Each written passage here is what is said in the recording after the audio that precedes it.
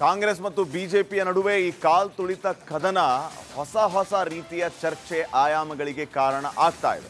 ಮುಖ್ಯಮಂತ್ರಿಗೆ ಬಿಜೆಪಿ ರಾಜ್ಯಾಧ್ಯಕ್ಷರು ಪತ್ರವನ್ನ ಬರೆದಿದ್ದಾರೆ.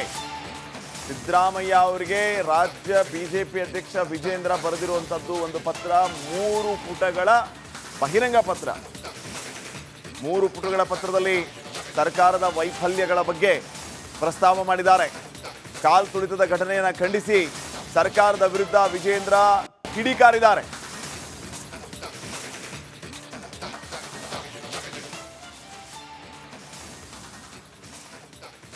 ನೋಡಿ, 3 ಪುಟಗಳ ಪತ್ರವನ್ನ, ಬಹಿರಂಗ ಪತ್ರವನ್ನ ವಿಜೇಂದ್ರ ಅವರು ಸಿಎಂ ಸಿದ್ದರಾಮಯ್ಯ ಅವರಿಗೆ ಬರೆದಿದ್ದಾರೆ.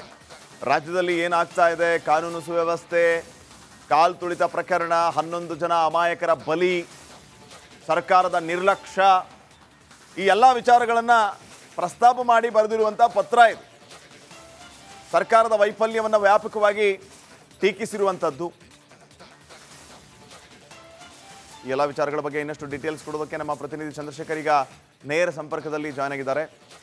ಚಂದ್ರಶೇಖರ್, ಪತ್ರದಲ್ಲಿ ಏನಿದೆ?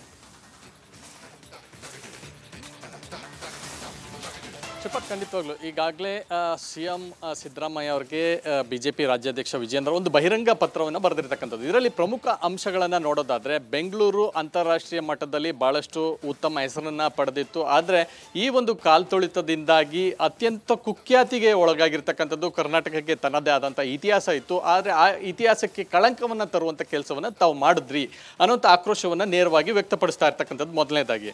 ಅನಂತರ ಒಂದಷ್ಟು ವಿಚಾರಗಳನ್ನು ಕೂಡ ಈಗಾಗಲೇ ಪ್ರಸ್ತಾಪವನ್ನು ಮಾಡಿರ್ತಕ್ಕಂಥದ್ದು. ಈಗಾಗಲೇ ವಿಧಾನಸೌಧದ ಮೆಟ್ಟಿಲುಗಳ ಮೇಲೆ ನಡೆದಿರ್ತಕ್ಕಂಥ ಕಾರ್ಯಕ್ರಮ ಏನಿದೆ, ಇದು ಮಾತ್ರ ನಮ್ಮ ಕಾರ್ಯಕ್ರಮ. ಕಾಲ್ತುಳಿತ ಆಗಿರ್ತಕ್ಕಂಥ ಚಿನ್ನಸ್ವಾಮಿ ಕಾರ್ಯಕ್ರಮ ಏನಿದೆ, ಅದು ನಮ್ಮದಲ್ಲ ಅನ್ನುವಂಥ ತಮ್ಮ ಹೇಳಿಕೆ ಏನಿದೆ, ಇದು ರಾಜ್ಯದ ಮುಖ್ಯಮಂತ್ರಿಯಾಗಿ ನೀವು ಹೇಳುವಂಥ ಮಾತು ಅಲ್ಲ. ಸೊ ಯಾವುದೇ ರೀತಿಯಾದಂಥ ಹೊಣೆ ಆದರೂ ನೀವೇ ಕಾರಣ ಅನ್ನುವಂಥದ್ದನ್ನು ಒಪ್ಕೋಬೇಕು ಅನ್ನುವಂಥ ಒಂದು ಮಾತನ್ನು ಭಾಳ ಸ್ಪಷ್ಟವಾಗಿ ಹೇಳಿರ್ತಕ್ಕಂಥದ್ದು. ಇದರ ಜೊತೆಗೆ ಪೊಲೀಸರು ಈ ಕಾರ್ಯಕ್ರಮವನ್ನು ನಡೆಸಬಾರ್ದು ಅನ್ನುವಂಥ ವರದಿಯನ್ನು ಕೊಟ್ಟ ಬಳಿಕವೂ ಕೂಡ ತಾವು ನಿರ್ಲಕ್ಷ್ಯವನ್ನು ಮಾಡಿ ಆ ವರದಿಯನ್ನು ಅಥವಾ ಅವರ ಒಂದು ಸಲಹೆಯನ್ನು ಪಡೆಯದೆ ಆನಂತರ ಕಾಲ್ತುಳಿತಕ್ಕೆ ಒಳಗಾದಂಥ ಸಂದರ್ಭದಲ್ಲಿ ಪೊಲೀಸರನ್ನೇ ಹೊಣೆಯನ್ನಾಗಿ ಮಾಡಿ ಅವರನ್ನು ಅಮಾನತು ಮಾಡುವಂಥದ್ದು ನಿಮ್ಮ ಒಂದು ಘನತೆಗೆ ತಕ್ಕದಾದಂಥದ್ದು ಅಲ್ಲ ಅನ್ನುವಂಥ ಒಂದು ಸ್ಪಷ್ಟನೆಯನ್ನು ಕೊಟ್ಟಿರ್ತಕ್ಕಂಥದ್ದು ಬಹಿರಂಗ ಪತ್ರದಲ್ಲಿ ಹೇಳಿರ್ತಕ್ಕಂಥದ್ದು. ಅದರ ಜೊತೆಗೆ ಇಡೀ ಘಟನೆಗೆ ಮುಖ್ಯಮಂತ್ರಿಗಳಾಗಿ ತಾವು, ಉಪಮುಖ್ಯಮಂತ್ರಿಗಳಾಗಿ ಡಿ ಕೆ ಶಿವಕುಮಾರ್, ಹಾಗೆ ಗೃಹ ಸಚಿವರಾಗಿ ಪರಮೇಶ್ವರ್, ಇದಕ್ಕೆ ನೇರ ಹೊಣೆ. ರಾಜ್ಯದಲ್ಲಿ ಅನೇಕ ಮುಖ್ಯಮಂತ್ರಿಗಳಿದ್ದಾರೆ, ನಿಜಲಿಂಗಪ್ಪ ಅವರಿದ್ದ ಹಿಡಿದು ದೇವರಾಜ ಅರಸು ಮತ್ತು ಯಡಿಯೂರಪ್ಪನವರೆಗೂ ಕೂಡ ಅನೇಕರು ಜನಮಾನಸದ ಜೊತೆಯಲ್ಲಿ ಬೆರೆತು ಹೋಗಿದ್ದಾರೆ. ಅಂಥ ನಾಯಕರ ಜೊತೆಯಲ್ಲಿ ನಿಮ್ಮ ಈ ರೀತಿಯಾದಂಥ ವರ್ತನೆ ಸರಿಯಾದದ್ದಲ್ಲ. ನಿಮಗೆ ಅನೇಕ ವರ್ಷಗಳ ಆಡಳಿತದ ಅನುಭವ ಇದೆ. ಇಂಥ ಆಡಳಿತದ ಅನುಭವವನ್ನು ನೀವು ಈ ರೀತಿಯಾಗಿ ಕೆಟ್ಟದಾಗಿ ಬಳಸ್ಕೊತಾ ಇದ್ದೀರಿ ಅನ್ನುವಂಥ ಒಂದು ರೀತಿಯಾದಂಥ ಬಹಿರಂಗವಾಗಿ ಕಾಂಗ್ರೆಸ್ನ ಒಂದು ನಡೆಗೆ ಭಾಳಷ್ಟು ತೀವ್ರ ಬೇಸರವನ್ನು ವ್ಯಕ್ತಪಡಿಸಿರ್ತಕ್ಕಂಥದ್ದು. ಶ್ರೀಪಾದ್. ಓಕೆ, ಥ್ಯಾಂಕ್ ಯು ಮಾಹಿತಿಗಾಗಿ ಚಂದ್ರಶೇಖರ್.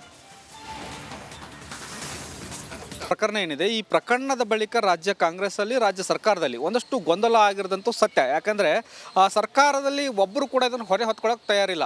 ಇದು ಅವ್ರ ಮೇಲೆ ಆಯಿತು, ಅಧಿಕಾರಿಗಳ ನಿರ್ಲಕ್ಷ್ಯ ಅನ್ನುವಂಥದ್ದು, ಅಂಥವ್ರ ಮಾತು ಕೇಳಿದ್ರು ಅನ್ನುವಂಥದ್ದನ್ನ ಸಚಿವರ ಬಹಿರಂಗವಾಗಿ ಹೇಳಿಕೆ ಕೊಡ್ತಾ ಇದ್ದಾರೆ. ಒಂದಷ್ಟು ಇಂತಿಂಥವ್ರ ಮಾತುಗಳನ್ನು ಕೇಳಿ ಕೆಟ್ಟಿದ್ದಾರೆ ಅನ್ನುವಂಥದ್ದು. ಆದರೆ ಸ್ವತಃ ಸಿ ಎಂ ಆಗಲಿ ಡಿ ಸಿ ಎಂ ಆಗಲಿ ಇದರ ಹೊಣೆಯನ್ನು ಹೊತ್ಕೊಳ್ಳೋಕೆ ತಯಾರಿಲ್ಲ. ಯಾಕಂದರೆ ಅಧಿಕಾರಿಗಳನ್ನ ಹೊಣೆ ಮಾಡಿ ಈಗಾಗಲೇ ಅವರನ್ನು ಒಂದಷ್ಟು ವರ್ಗಾವಣೆ ಆಗಿದೆ, ಒಂದಷ್ಟು ಅಮಾನತು ಮಾಡಲಾಗಿದೆ. ಇದು ಹೊರತುಪಡಿಸಿ ಕಾಂಗ್ರೆಸ್ ಹೈಕಮಾಂಡ್ ಇದನ್ನೆಲ್ಲವನ್ನು ಸೂಕ್ಷ್ಮವಾಗಿ ಗಮನಿಸಿತ್ತು. ಈ ಒಂದಷ್ಟು ವರದಿಯನ್ನು ಕೂಡ ತರಿಸ್ಕೊಂಡಿತ್ತು. ವರದಿಯಲ್ಲಿ ಸ್ಪಷ್ಟವಾಗಿ ಕಾಂಗ್ರೆಸ್ ಹೈಕಮಾಂಡ್ಗೆ ಗೊತ್ತಾಗಿರ್ತಕ್ಕಂಥದ್ದು ಇದು ರಾಜ್ಯ ಸರ್ಕಾರದ ಸಂಪೂರ್ಣ ವೈಫಲ್ಯ ಅನ್ನುವಂಥದ್ದು ಗೊತ್ತಾಗಿದೆ. ಈ ಹಿನ್ನೆಲೆಯಲ್ಲಿ ಸಿ ಎಂ ಡಿ ಸಿ ಎಂಗೆ ಒಂದಷ್ಟು ತರಾಟೆಗೆ ತೆಗೆದುಕೊಳ್ಳುವಂಥ ಕೆಲಸವನ್ನು ಕಾಂಗ್ರೆಸ್ ಹೈಕಮಾಂಡ್ ನಾಯಕರು ಮಾಡಿದರು. ಅದು ಹೊರತುಪಡಿಸಿ ರಾಜ್ಯ ಕಾಂಗ್ರೆಸ್ ಸರ್ಕಾರದಲ್ಲಿ ಎಲ್ಲವೂ ಕೂಡ ಸರಿಯಾಗಿ ನಡೀತಾ ಇಲ್ಲ ಅನ್ನುವಂಥ ವಿಚಾರ ಕೂಡ ಕಾಂಗ್ರೆಸ್ ಹೈಕಮಾಂಡ್ ಗಮನಕ್ಕೆ ಬಂದಿರತಕ್ಕಂಥದ್ದು. ರಾಜ್ಯ ಸರ್ಕಾರಕ್ಕೆ ಕಳೆದ ತಿಂಗಳಷ್ಟೇ 2 ವರ್ಷ ತುಂಬಿದೆ. ಆ ಸಂದರ್ಭದಲ್ಲಿ ಪುನರ್ರಚನೆ ಮಾಡೋಣ ಅನ್ನುವಂಥ ಲೆಕ್ಕಾಚಾರದಲ್ಲಿ ಕಾಂಗ್ರೆಸ್ ಹೈಕಮಾಂಡ್ ಇತ್ತು. ಆದರೆ ಸಿದ್ದರಾಮಯ್ಯ ಅವರ ಮಾತಿಗೆ ಬೆಲೆ ಕೊಟ್ಟು 2.5 ವರ್ಷಕ್ಕೆ ಸಂಪುಟ ಪುನರ್ರಚನೆ ಮಾಡೋಣ ಅನ್ನೋ ನಿರ್ಧಾರಕ್ಕೆ ಬಂದಿತ್ತು. ಆದರೆ ಸದ್ಯ ರಾಜ್ಯ ಸರ್ಕಾರದಲ್ಲಿ ಕಾಂಗ್ರೆಸ್ ಪಕ್ಷದಲ್ಲಿ ಗೊಂದಲ ಇರೋ ಕಾರಣಕ್ಕಾಗಿ ಮತ್ತು ಹಲವು ಸಚಿವ ಆಕಾಂಕ್ಷಿಗಳ ಒತ್ತಡ ಇರುವ ಕಾರಣಕ್ಕಾಗಿ ಒಂದಷ್ಟು ಕೆಲವು ಸಚಿವರು ನಿಷ್ಕ್ರಿಯರಾಗಿದ್ದಾರೆ ಅನ್ನುವಂಥ ಗಂಭೀರವಾದಂಥ ಆರೋಪಗಳು ಕೇಳಿಬಂದಿರೋ ಕಾರಣಕ್ಕಾಗಿ ಸಚಿವ ಸಂಪುಟ ಪುನರ್ರಚನೆ ಆಗುವ ಸಾಧ್ಯತೆಗಳು ಸದ್ಯದ ಮಟ್ಟಿಗೆ ದಟ್ಟ ಆಗ್ತಾ ಇದ್ದಾವೆ. ಇವತ್ತೇ ಆಗ್ಬಿಡುತ್ತಾ? ಖಂಡಿತ ಇಲ್ಲ. ಅದು ತಗೊಳುತ್ತೆ, 1 ವಾರ, 10 ದಿನ, 15 ದಿನ ಪ್ರೊಸೆಸ್ ತಗೊಳುತ್ತೆ. ಬಟ್ ಆರಂಭ ಇವತ್ತಿನಿಂದ ಆಗಿದೆ ಅನ್ನುವಂಥದ್ದು ಬಹಳ ಸ್ಪಷ್ಟವಾಗಿ ಇಲ್ಲಿ ಗಮನಿಸಬಹುದು. ಗಮನಿಸಬೇಕಾಗಿರ್ತಕ್ಕಂಥದ್ದು. ಯಾಕಂದರೆ ಇವತ್ತು CM DCM ಅವ್ರನ್ನ ತುರ್ತಾಗಿ ದೆಹಲಿಗೆ ಕರೆಸ್ಕೊಂಡಿರ್ತಕ್ಕಂಥದ್ದು. ಅಲ್ಲಿ ಯಾರ್ಯಾರೆಲ್ಲ ಇಂಥ ಸಚಿವರು ನಿಷ್ಕ್ರಿಯಗೊಂಡಿದ್ದಾರೆ ಅನ್ನುವಂಥ ಪಟ್ಟಿ ಹೈಕಮಾಂಡ್ ಮಟ್ಟದಲ್ಲೂ ಇದೆ. ಬದಲಾವಣೆ ಆಗಬಹುದು ಅನ್ನುವಂಥ ಒಂದು ಲೆಕ್ಕಾಚಾರದಲ್ಲಿ CM ಸಿದ್ದರಾಮಯ್ಯ ಅವರು DK ಶಿವಕುಮಾರ್ ಅವರ ಹತ್ರನೂ ಕೂಡ ಒಂದು ಪಟ್ಟಿ ಇದೆ. ಅವನ್ನೆಲ್ಲವನ್ನು ಕೂಡ ಅಳೆದು ತೂಗಿ ಒಂದಷ್ಟು ರಪ್ಪಾದಂಥ ಪಟ್ಟಿಯನ್ನು ರೆಡಿ ಮಾಡ್ಕೊಳ್ಳೋದು, ಮತ್ತೆ ಅದಕ್ಕೆ ಆ್ಯಡ್ ಮಾಡಬೇಕಾ, ಯಾರನ್ನ ಕೈ ಬಿಡಬೇಕು ಅನ್ನುವಂಥದ್ದು ಕೂಡ ಮುಂದಿನ ಹಂತದಲ್ಲಿ ಚರ್ಚಿಸಿ ಮುಂದೊಂದು 15-20 ದಿನಗಳೊಳಗೆ ಒಂದು ಸಚಿವ ಸಂಪುಟ ಪುನರ್ರಚನೆ ಆಗುವ ಸಾಧ್ಯತೆಗಳು ಸದ್ಯದ ಮಟ್ಟಿಗೆ ದಟ್ಟ ಆಗ್ತಾ ಇದ್ದಾವೆ. ಇವತ್ತಿನ ಒಂದು ಪ್ರಾಥಮಿಕ ಹಂತದ ಚರ್ಚೆ ಸಚಿವ ಸಂಪುಟ ಪುನರ್ರಚನೆ ವಿಚಾರವಾಗಿ ಆಗುತ್ತೆ. ಜೊತೆಗೆ ಚಿನ್ನಸ್ವಾಮಿ ಏನು ಕಾಲ್ ತುಳಿತ ಪ್ರಕರಣ ಇದೆ ಅದರ ಸಂಪೂರ್ಣವಾದಂಥ ವಿವರವನ್ನು ಕೂಡ ಕಾಂಗ್ರೆಸ್ ಹೈಕಮಾಂಡ್ ಪಡೆದುಕೊಳ್ಳುತ್ತೆ. Shripal. Okay, thank you Basavaraj ಮಾಹಿತಿಗಾಗಿ.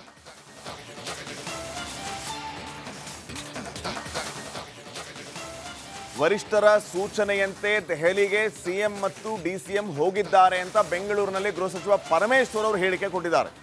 ಸಂಪುಟ ಸರ್ಜರಿಯ ಬಗ್ಗೆ ನನಗೆ ಮಾಹಿತಿ ಇಲ್ಲ, ಇದು ಪರಮೇಶ್ವರ್ ಅವರು ಹೇಳ್ತಾ ಇರೋದು. ನಿನ್ನೆ ಸಭೆಯಲ್ಲಿ ಕೋರ್ಟ್ಗೆ ಉತ್ತರ ನೀಡುವ ಬಗ್ಗೆ ಚರ್ಚೆ ಮಾಡಿದ್ದೇವೆ. ಸರ್ಕಾರದ ಪರವಾಗಿ AG ಉತ್ತರವನ್ನು ನೀಡ್ತಾರೆ. ಆದರೆ ಸಂಪುಟ ಸರ್ಜರಿಯ ಬಗ್ಗೆನೇ ಹೋಗಿದ್ದಾರಾ, ಇದ್ರ ಬಗ್ಗೆ ನನಗೆ ಮಾಹಿತಿ ಇಲ್ಲ ಅಂತ ಹೇಳಿ ಗೃಹ ಸಚಿವ ಪರಮೇಶ್ವರ್ ಅವರು ಹೇಳಿಕೆ ಕೊಟ್ಟಿದ್ದಾರೆ.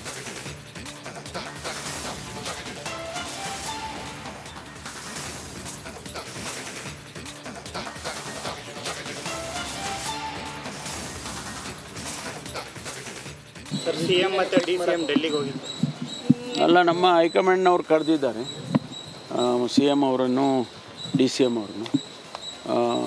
ಅವರು ಇವತ್ತು ಬೆಳಿಗ್ಗೆ ಹೋದರು ಅಂತ ಕಾಣಿಸುತ್ತೆ. ಹಾಂ, ಗೊತ್ತಿಲ್ಲ, ಏನಂತ ಗೊತ್ತಿಲ್ಲ, ಅಜೆಂಡಾ ಏನು ಅಂತ ಗೊತ್ತಿಲ್ಲ. ನಮಗೇನು ಗೊತ್ತಾಗುತ್ತೆ ರೀ, ಸ್ಪೆಕ್ಯುಲೇಟ್ ಮಾಡೋಕ್ಕೆ ಹೋಗಲ್ಲ ನಾನು. ಹಾಂ, ಗೊತ್ತಿಲ್ಲ. ಕರೆದ್ರೆ ಹೋಗ್ತೀವಿ. ನಮಗೆ ಯಾರಿಗೂ ಕರೆದಿಲ್ಲ. ಬೇರೆ ಅವರ ಅಧ್ಯಕ್ಷರು ಮತ್ತು ಉಪಮುಖ್ಯಮಂತ್ರಿಗಳಿದ್ದಾರೆ, ಮಾನ್ಯ ಶಿವಕುಮಾರ್ ಅವರು. ಆಮೇಲೆ ಮುಖ್ಯಮಂತ್ರಿಗಳು ಅವ್ರನ್ನ ಕರೆದಿದ್ದಾರೆ. CM ಮತ್ತು DCM ಡೆಲ್ಲಿಗೆ ಹೋಗಿದ್ದು ಅಲ್ಲ, ನಮ್ಮ ಹೈಕಮಾಂಡ್ನವ್ರು ಕರೆದಿದ್ದಾರೆ CM ಅವರನ್ನು DCM ಅವರನ್ನು. ಅವರು ಇವತ್ತು ಬೆಳಿಗ್ಗೆ ಹೋದರು ಅಂತ ಕಾಣಿಸುತ್ತೆ. CM ಜೊತೆಗೆ ಮೀಟಿಂಗ್ ಮಾಡಿದ್ರಿ ಸರ್, ಏನೆಲ್ಲ ನಿರ್ಧಾರಗಳಾಯಿತು? ಕೋರ್ಟ್ ಬೇರೆ ಅಲ್ಲ, ಕೋರ್ಟಿಗೆ ಅವ್ರೇನು ಪ್ರಶ್ನೆಗಳು ಕೇಳಿದ್ದಾರೆ ಅದಕ್ಕೆ ಉತ್ತರ ಕೊಡಬೇಕಲ್ಲ. ಅಡ್ವೊಕೇಟ್ ಜನರಲ್ ಅವರು ಎಲ್ಲ ತಯಾರು ಮಾಡಿ ಅವರು ಕೊಡ್ತಾರೆ. ಸರ್ಕಾರದ ಪರವಾಗಿ ಏನು ಹೇಳಬೇಕೋ ಅದನ್ನೆಲ್ಲ ಹೇಳ್ತಾರೆ. ಅದನ್ನೆಲ್ಲ ಚರ್ಚೆ ಮಾಡಿದ್ದೀವಿ. ಮುಖ್ಯಮಂತ್ರಿಗಳು ಮತ್ತು ಚೀಫ್ ಸೆಕ್ರೆಟರಿ ಅವರು, ಅಡ್ವೊಕೇಟ್ ಜನರಲ್ ಅವರು ಎಲ್ಲರೂ ಚರ್ಚೆ ಮಾಡಿದ್ದಾರೆ.